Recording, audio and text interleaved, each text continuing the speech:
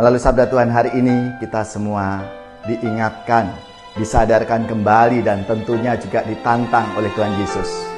Apakah aku berani mengikutinya dengan setia, dengan penuh komitmen, tanpa alasan apapun? Yang ada hanyalah aku mau. Saudari-saudaraku yang terkasih, berjumpa kembali bersama saya Inspirasiku di Antara. Renungan harian Senin 27 Juni, Pekan Biasa ke-13. Semoga kita bersama keluarga dan komunitas kita selalu dalam keadaan baik, tetap sehat, dan bersemangat. Marilah kita bersama-sama mengawali renungan kita hari ini dengan tanda kemenangan Kristus. Dalam nama Bapa dan Putra dan Roh Kudus. Amin. Allah Bapa yang Maha Rahim, belas kasih dan pengampunan-Mu senantiasa Kau limpahkan kepada kami. Terangilah hati kami agar semakin terarah kepadamu, sehingga kami mampu mengatasi segala godaan dan rintangan yang menjauhkan kami dari-Mu. Dengan pengantaraan Yesus Kristus Putra-Mu Tuhan kami, yang bersama dengan Dikau dalam persatuan Roh Kudus, hidup dan berkuasa Allah sepanjang segala masa. Amin. Dalam nama Bapa dan Putra dan Roh Kudus. Amin. Inspirasi kita hari ini dari Injil Suci menurut Matius bab 8 ayat 18 sampai 22. Marilah kita baca bersama-sama dan kita renungkan. Pada suatu hari, banyak orang mengerumuni Yesus. Melihat hal itu, Yesus menyuruh bertolak ke seberang. Lalu datanglah seorang ahli Taurat dan berkata kepadanya, "Guru, aku akan mengikuti engkau kemana saja engkau pergi." Yesus berkata kepadanya, "Serigala mempunyai liang, burung mempunyai sarang, tetapi Anak Manusia tidak mempunyai tempat untuk meletakkan kepalanya." Seorang lain, yaitu salah seorang muridnya, berkata kepadanya, "Tuhan, izinkanlah aku pergi dahulu menguburkan ayahku." Tetapi Yesus berkata kepadanya, "Ikutilah aku, dan biarlah orang-orang mati menguburkan orang-orang mati mereka." Demikianlah sabda Tuhan. Terpujilah Kristus. Saudari-saudaraku yang terkasih, dalam sabda Tuhan hari ini, Yesus meminta kepada setiap orang yang ingin mengikutinya dengan hidup dan cara perjuangan Yesus agar mereka punya kesiapsediaan yang penuh dan punya komitmen. Kesediaan yang dasariah itu diperlukan untuk membangun kehidupan.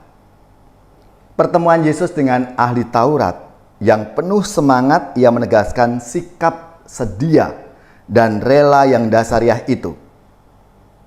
Orang ditantang hidup bermodalkan keberanian untuk mengikuti Yesus kemanapun ia pergi. Dan juga semangat untuk selalu memiliki kepasrahan diri dalam mengikuti jalan Tuhan Yesus itu. Kepada orang yang masih ragu-ragu, Yesus menyampaikan sabda kenabian yang sangat tegas. Orang dihadapkan pada pilihan yang jelas, ikut Yesus atau yang lain. Bila prioritas pilihan dalam kehidupan ini tidak jelas, akan sulitlah menata kehidupan dengan cermat. Yesus menyadarkan para murid akan hal ini. Maka menjadi pertanyaan bagi kita, apakah kesadaran yang demikian itu kita kembangkan dalam hidup kita sebagai murid-murid Kristus? Apakah kita mengikuti Yesus hanya karena rasa kegembiraan dan romantisme belaka? Saudara-saudaraku yang terkasih, Tuhan Yesus menghendaki kita semua sebentuk kemuritan yang radikal. Kemuritan ini ditandai dengan sikap lepas bebas, siap menanggung resiko, dan mau mengorbankan dirinya. Dengan kata lain, Yesus meminta kita untuk setia mengikutinya, terlepas dari keadaan hidup kita. Mengetahui bahwa Dia akan setia kepada kita. Maka saudara-saudaraku yang terkasih, melalui sabda Tuhan hari ini kita semua diingatkan, disadarkan kembali, dan tentunya juga ditantang oleh Tuhan Yesus. Apakah aku berani mengikutinya dengan setia, dengan penuh komitmen, tanpa alasan apapun? Yang ada hanyalah aku mau dan menyerahkan seluruh hidupku ini di dalam jalan Tuhan. Ya Tuhan, hidup lepas bebas tak mudah kami jalani. Namun karena teladan hidup-Mu sendiri, kami pun berusaha hidup lepas bebas dan mengikuti kehendak-Mu dalam kehidupan kami ini.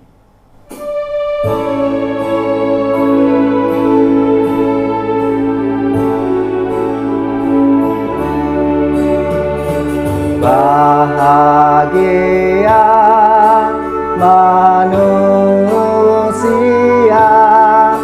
yang tidak tuli hatinya, yang mendengar sabda Bapa, tekun melaksanakannya. Sabda Tuhan penuh daya, yang tersesat dipanggilnya, disembuhkannya yang luka, yang mati dihidupkannya. Bahagia manusia yang menerima sabda yang sudah menggema dalam wujud manusia.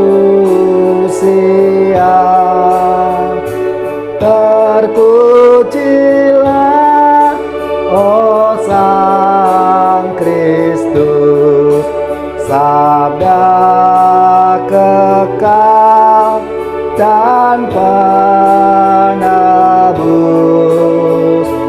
kebenaran,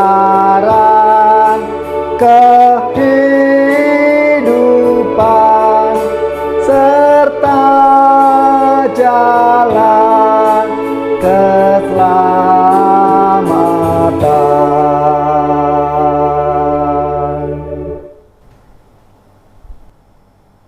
Saudari-saudaraku yang terkasih, marilah kita siapkan hati kita untuk menerima berkat Tuhan. Semoga saudari-saudara sekalian, keluarga-keluarga dan komunitas kita, orang-orang yang kita doakan, mereka yang sakit, yang menderita, seluruh tugas, belajar, pekerjaan, usaha, serta karya pelayanan kita dibimbing, dilindungi, dan diberkati oleh Allah yang Maha Kuasa, Bapa dan Putra dan Roh Kudus. Amin.